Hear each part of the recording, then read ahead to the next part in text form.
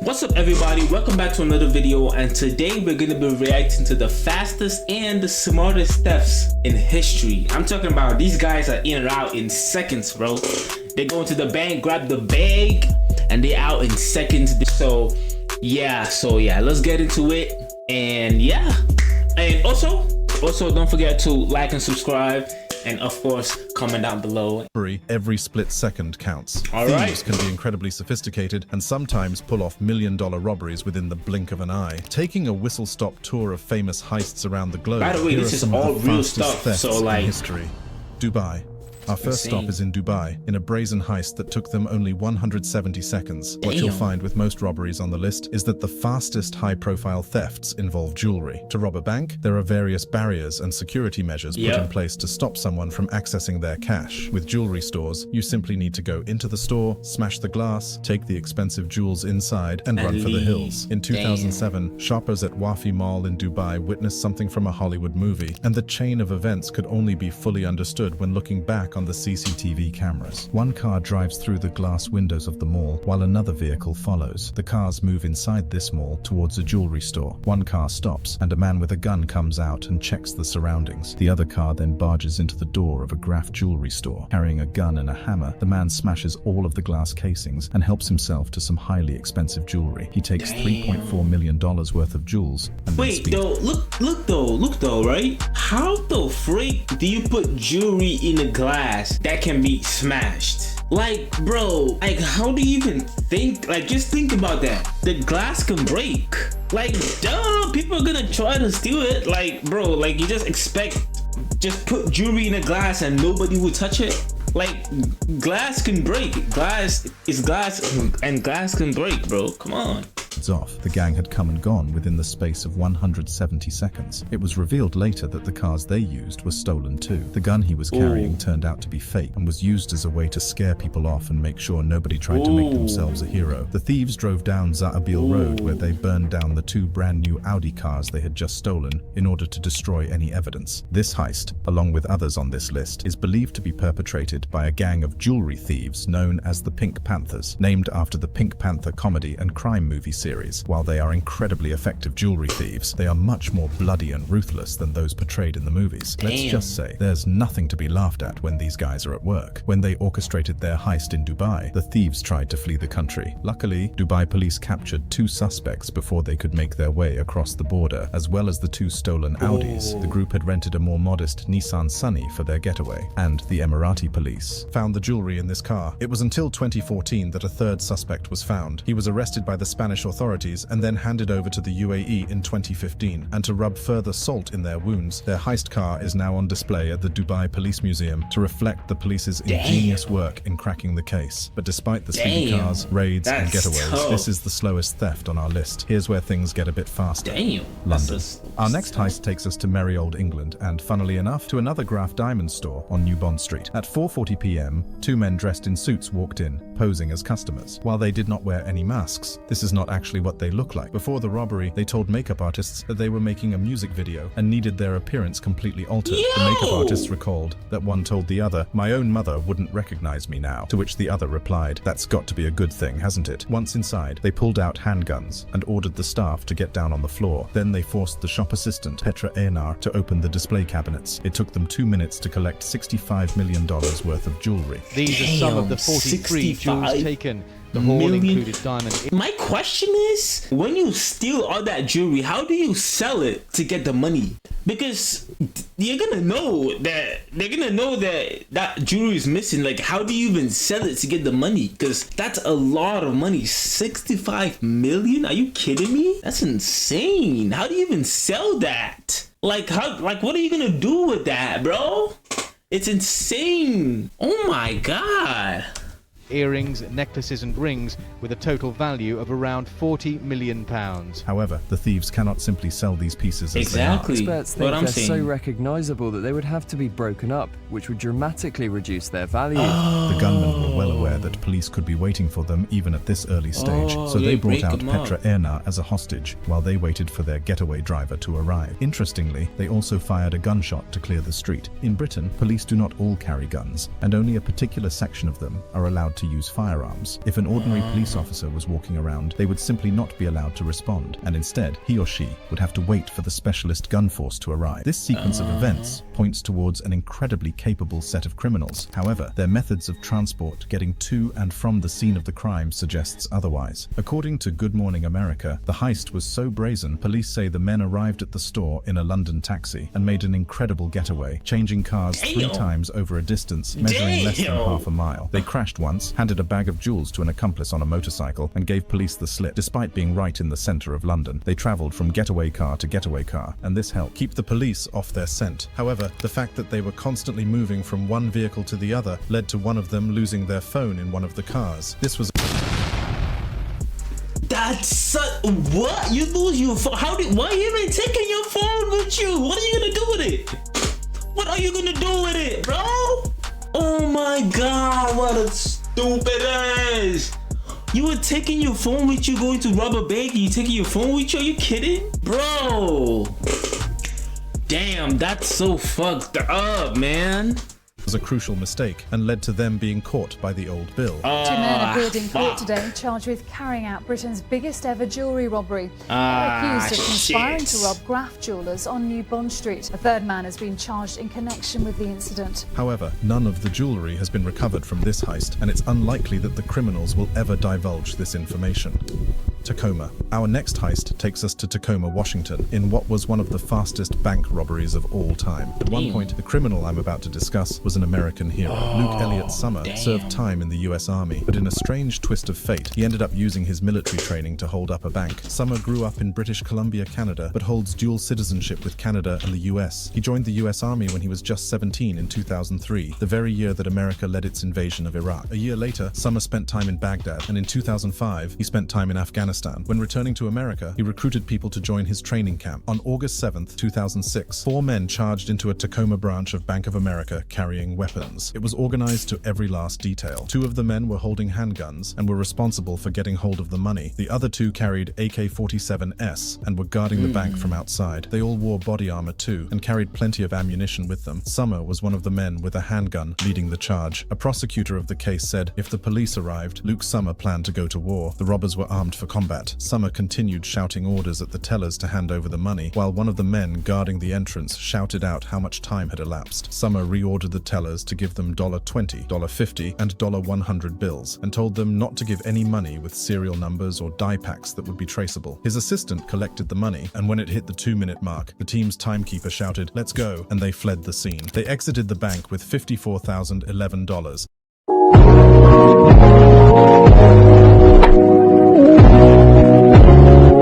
Taking them 2 minutes and 21 seconds. Wait. You did all that shit. You went through all that trouble, all that pain, all that risks for 54,000? What? You have lost your mind. No. No, there's no way. What the hell is this? A'udhu billah. Such stupidity. What the fuck? I thought those motherfuckers would be coming out there with like, I don't know, 10, 20 mil, 54K? Yeah. Like, that's some stupid shit right there. That's some dumb shit, bro. Like, what the fuck? The gang used military precision in this robbery, but it was one fatal flaw that led them to being caught in 3 days' time. When they took off in their getaway vehicle, a bystander took down their license plate number and handed it over to the police. The bandits forgot to get rid of this license plate, and this was traced back to the car of one of the gunmen. While the thieves I've spoken about earlier remained extremely tight-lipped when caught by the police, this guy was a lot more cooperative. He spilled the beans on everything that happened, leaving Summer and the rest of the team in hot water too. The bystander who foiled this plan may have prevented more than just one robbery. According to CTV News, Summer, then 20 years old, planned to use the proceeds of the robbery to start a criminal gang in BC that would rival the Hells Angels. Summer was sentenced to prison, but it is still not the end of this story. In 2008, he tried to hire a hitman to kill the attorney who got him convicted, and specifically requested to make it look like murder, not an accident. Thankfully, the hitman he hired was an FBI informant, which slapped another 20 years onto his sentence for good measure. Hong Kong. Our next robbery takes us across to the Far East in Hong Kong, where $3 million worth of jewelry was taken in 90 seconds. In the popular Tsim Sha Tsui shopping district, a high-end store named VIP Watch and Jewelry was the unfortunate target of ruthless thieves. In July 2018, 3 masked men confidently charged inside at 10:45 a.m. The glass was smashed and many luxury watches were taken and placed into a bag. They took 34 Swiss-made luxury watches and 39 American-made bracelets, with a total estimated value of 23.5 million Hong Kong dollars, which is equivalent to $3 million US. No guns were seen at the scene of the crime. The culprits were simply armed with a knife and a retractable baton. Sadly, a male employee was injured badly by the baton and had to be taken to hospital after the robbery. He was speaking on his mobile phone when the robbers came in and may have said something to alert the other person on the phone that he was in danger. A source told the South China Morning Post it appeared the employee was beaten because the gang thought he tried to make a phone call. Customers and other staff were threatened with a knife, but whether the police were tipped off or not, this might not have made much of a difference. The thieves came and went in the space of 90 seconds. As quick as a flash, the robbers fled the scene onto the nearby Lock Road, where their getaway vehicle awaited. Superintendent Wong Chi said, "From our preliminary investigations, this getaway car is believed to have been stolen in Yuen Long District in March. The fact that this car was stolen months before the heist tells you just how much planning and preparation went into this 1.5-minute job." Another vehicle was also found on fire and is believed to be linked to the case. The police believe that the bandits handed over the jewelry to someone else while switching getaway cars, and afterward they made their way into mainland China. 2 of the men are believed to be Chinese and could speak fluent Cantonese. The other robber was of South Asian descent. Arrests were made weeks after the heist. All 3 men were believed to be caught by police, and a girlfriend of one of the men also turned herself in for her involvement too. However, the stolen goods have not been recovered. Paris. Our next robbery happened in Paris, the city of love. The Pink Panthers are very active in this city, and some even allege that they were involved in the high-profile robbery of Kim Kardashian. Instead of robbing a jewelry store, sometimes it is easier to simply mug an individual carrying expensive belongings. In 2014, thieves decided to put this to the test and rob a Saudi prince. On a quiet Sunday evening at around 5 p.m., Prince Abdul Aziz bin Fahd left the Four Seasons George V, one of the most expensive hotels in all of Paris. A premier room at this place will cost you nearly $2,200 a night. Having checked out, the Saudi prince was on his way to take his private plane at Le Bourget Airport, but would be interrupted along the way. As a royal family member, he did not travel alone and traveled in a convoy alongside security guards and aides. The lead car was a Mercedes van which had some of his aides inside. However, this level of security did not seem to be enough. 8 masked gunmen driving BMWs swooped in and hijacked the Mercedes van. Without firing any shots, they made off with a briefcase. This Saudi prince had a briefcase stuffed with 250,000 euros in cash, which is about $335,000. As well as cash, they also took luxury watches and secret documents. Denis Foriat, a spokesman for the prosecutor's office in Paris, told news outlets the assailants blocked a car with 2 vehicles and asked the occupiers to get out of the car. Then they took the car and drove away. It took them a few dozen seconds to do that. So although there is no exact timestamp on this heist, the thieves did manage to snatch over $300K in the space of seconds. There are many suspicious aspects of this crime. Firstly, how did they know that the Saudi prince was carrying a suitcase full of cash? And secondly, how did they manage to know the exact route that he would be taking from his hotel to the airport? Foriat said it was led by criminals who seemed to know that there was money to steal and eventually knew in which car they would find it. When we hear that somebody has been robbed of their possession, our first instinct is to feel sympathetic toward them. However, the French public were not exactly shedding tears for this Saudi prince who found himself short of $250,000. The prince had just finished a 2-month vacation in Paris and was known for leading a lush and lavish lifestyle. An article in Le Monde contained comments such as, "The prince lost his day's pocket change," and another person wrote, "3 little minutes of production from their oil wells, tax included." Nonetheless, the French authorities took this incredibly seriously, and a year later, 9 men were arrested in connection with the heist. The convicts may have been linked with 9 men for just 300K is insane. And the fact that the theft was done so quickly and professionally certainly points to this. New Jersey. In New Jersey, we have not only one of the fastest robberies ever committed, but one of the biggest teams involved too. Virani Jewelers, a jewelry store in New Jersey, found itself suddenly swarmed by a total of 8 gunmen. One of the thieves appears to point a gun at a man near the entrance, while another took out a hammer and starts smashing the glass. The robbery happened at 7:45 p.m., which was minutes before the store was about to close. The thinking behind this may have been that there would be very few customers in the store at this point, and the workers may have also been caught off guard, having spent the whole day at work. However, this happened in June 2022, so it was still broad daylight Really? at that hour. In just 1 minute, 2022? 8 of the thieves run in, smash the glass, and stash jewelry in their bags. It's clear that these people knew what they were doing and did not hang around for long. They took what's believed to be $1 million worth of jewelry. This is Little India. It is known as a major jewelry market. Damn. People come here from well beyond New Jersey, 1 but mil? tonight, many in this neighborhood are shaken as police hunt that group of suspects. Little India specializes in Indian jewelry and is a popular shopping district for the South Asian community in not just New Jersey, but most of the East Coast. According to Fox News, the region attracts South Asian customers from Maine to Maryland. There are at least 10 to 15 other jewelry stores in the area, so it's a mystery why they chose this store and not the others. Local woman Misbah Chaudhry witnessed the crime and said how comfortable and confident they were. They came in like they owned the store. They're like, all right, everybody down, breaking stuff, filling up their bags, walking away like they had no worries in the world. Thankfully, the only damage caused was to the property at the store. No serious injuries reported. Brittany, some of those business owners tell me tonight they plan to get together and meet with the mayor come Thursday, Brittany, to talk about safety. This robbery happened over a year ago, and there have been no further updates on who the culprits are and where the $1 million of jewelry has gone to. It is not understood which gang or operation they were involved with, but this seemed like a very professional job. Tokyo. Damn. The next robbery occurred in the city, Bro. a place which was at one stage home to the Comtesse de Vendôme, which is one of the most expensive necklaces in the world. The jewelry piece is composed of 116 diamonds, including a centerpiece, 125-carat diamond, and is believed to be worth $31 million. But since 2004, nobody knows where this thing is. On March 5th, 2004, Ooh, the that looks Tokyo jewelry nice. boutique, Le Super Diamant Couture de Maki, had some unexpected visitors. According to police reports, the robbery involved 2 men and 2 women. The men were expected to carry out the heist, while the women were on the lookout. Dordor Rasevich visited the boutique many times and posed as an eager customer. He was even shown the Comtesse de Vendôme by one of the staff, who believed that they could have their biggest ever sale coming soon at the store. Rasevich returned another day at 11:46 a.m., Damn. except this time he was accompanied by his friend, Alexander Radulovich. Radulovich had a pen and paper and looked to be writing something down, but he suddenly immobilized the clerk with pepper spray. Meanwhile, Rasevich broke the glass containing the Comtesse de Vendôme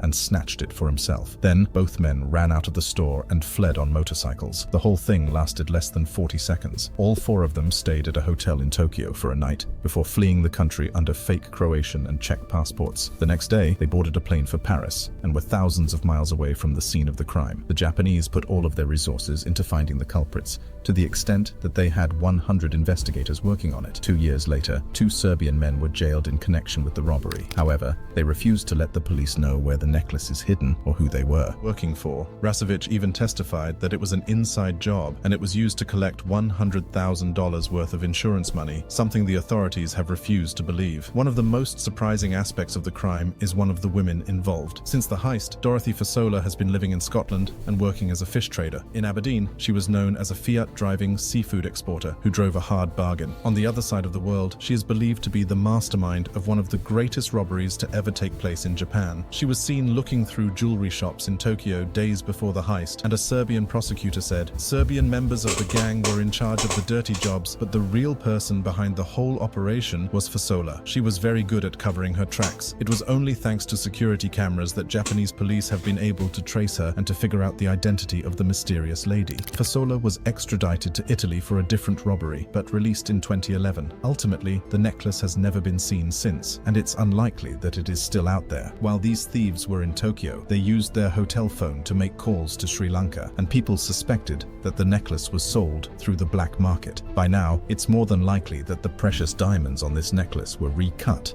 and resold. Brooklyn.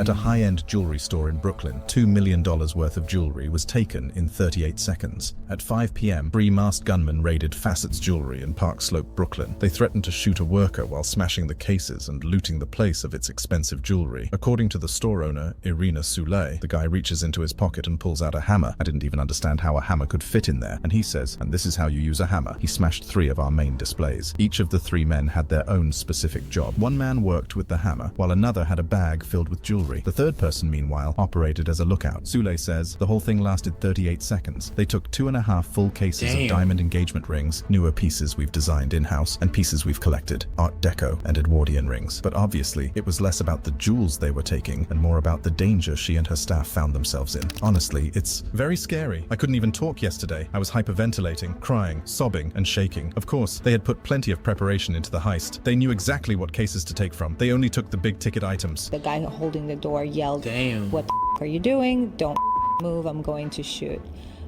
And that's when I was like, okay, you know, we're not moving, we're not doing anything, we're just quiet. None of us said a word. The situation touches upon something high-end jewelers face on almost a daily basis. For a lot of these stores, you cannot simply walk in and be buzzed in by the staff. One of the men was buzzed in while the other hid behind. She did not want to deny him access to the store and let him straight in. A lot of jewelers will have to literally judge someone by their appearance and decide to not let them into their store. Sule said, "I always like to give people the benefit of the doubt. It's difficult. You try not to racially profile anyone and not be judgmental or discriminatory. Since then, Sule has been nervous about opening the door up for anybody. I'm so frightened, I'm not even opening the door to my loyal clients." Sule said, "I even recognize who they are and I won't let them in." The store said that they will be hiring a security guard and increasing its security measures as a result of this robbery. No shit. You should have hired a security guard a while ago. It's a fucking jewelry store, bro. Like, you should be expecting this shit, bro. Like, no shit. Like, hire a security guard a long time ago. This happened Come in on January now. 2023, and nobody has been charged yet. So presumably, police are still actively looking for the culprits. Cannes in the south of France is world-renowned for its annual film festival, and in 2013, the Carlton Hotel experienced something straight out of a Hollywood film script. As this news report explains, it was a case of life imitating art. And how about this? A brazen daylight multi-million-dollar jewel theft in the very hotel on the French Riviera. There was a movie about a brazen jewel thief played by Cary Grant. It was all too real this time. It was a special evening for the hotel. The glamorous Carlton Hotel on the French Riviera is a favorite haunt of the rich and fabulously famous, which makes it a good place to exhibit diamonds. And turns out not a bad place to steal them either. The exhibition was organized by the Leviev Diamond House, owned by Israeli billionaire Lev Leviev. And while the staff were loading the necklaces, the thief pulled off a speedy snatch and grab. He walked in with a gun and a scarf covering his face, and the staff simply had no other option but to hand it over. He did this all in the space of 27 seconds. The Carlton Hotel is located across a beautiful and busy seafront promenade. All the thief had to do then was simply blend in with the massive crowd outside. John O'Connor, a former head of the British police force, was almost full of praise about the criminal when speaking to CBS. That's a classic way of getting away with it. Blend into the crowd. It's a brilliant piece of utterly simplistic, easy robbery. Initially, the Carlton thought into the crowd, nobody's gonna know who you are. €40 million worth of jewels, which is equivalent to about $43 million. However, they realized later on that it was €100 million worth of jewels that they had taken, or $109 million. One French police officer told The Guardian, "Thieves see Cannes as rich pickings. A full and urgent operation is underway to catch the culprit and recover these jewels." Another police officer told the Nice Matin newspaper, "The raid took place in broad daylight at a time when hundreds of tourists were enjoying the sunshine. It could not have been more daring. The thief took advantage of the crowds and the fact it was Sunday and the atmosphere was relaxed. As you can imagine, the thief is suspected to be a member of the Pink Panthers, and the heist has all the characteristics of their trademark snatch and grab robberies. Some even believe that it could be connected to thieves from the gang who escaped a Swiss jail that Thursday." On July 25th, Milan Poperic was freed after fellow gang members rammed a gate and overcame security with AK-47s. Poperic is the third Pink Panther to break out of a Swiss jail in 2013. 10 days after the robbery, loss adjusters offered $1.3 million for information leading to the recovery of the stolen items and sent out released images of some of the stolen jewelry, but they have not heard a dicky bird since. Hong Kong, Part 2. Our final robbery takes us back to the beautiful city of Hong Kong. It was possibly the fastest amount of money a thief could possibly make, where they accumulated $3 million in just 10 seconds. In 2017, thieves targeted Chow Sang Sang Jewelry, which is also situated in the Tsim Sha Tsui district, except this time round, they did not even have to step foot inside the store to make the robbery. Expensive jewelry was on display by the window, and two thieves decided to take sledgehammers, smash the window. Yeah, like, you see what I'm saying? Like, You just put jewelry in front of a glass window that people can just see from outside. The only thing that is stopping the person that is taking that jewelry is that glass. And glass can break. Bro, they can just smash that glass. Like, just think about it, bro. Think about it. How are you just leaving jewelry in front of the window? Like, duh. Somebody is obviously gonna steal that shit. Like, bro. And take all of the items in a bag. A third person was working with them and allowed them to flee on a motorbike. A police spokesperson said the stolen property includes a diamond necklace, jade earrings, a diamond bracelet, and diamond rings. They were both wearing face masks and hats, but the police concluded that they were not ethnically Chinese. Ultimately, they were done and dusted in the space of 10 seconds. So even if the clerk called the police may not have even picked up the phone by the time they were still there. 9 pieces of jewelry were snatched in total. Apparently, they left an empty suitcase and a paper bag at the scene, which could prove useful for fingerprints. In September of that year, a woman was walking through Kowloon Park and noticed something sparkling in the ground. It was a diamond ring. She assumed it was fake and picked it up. However, when she got back to work, she realized that this diamond was found only 150 meters away from a jewelry store that was recently robbed. She thought it was a normal reaction to report it to the police and said her find was nothing worth reporting. She worked as a cleaner, so this piece of jewelry could have been life-changing for her, and thankfully, the jewelry store did send her some gifts as a way of saying thank you. So with all of the clever and cunning thieves I've discussed in this video, it's good to know that there are still some honest and pure souls among us. Thanks for watching. Of course, go ahead and subscribe, go ahead and like the video, and don't forget to comment down below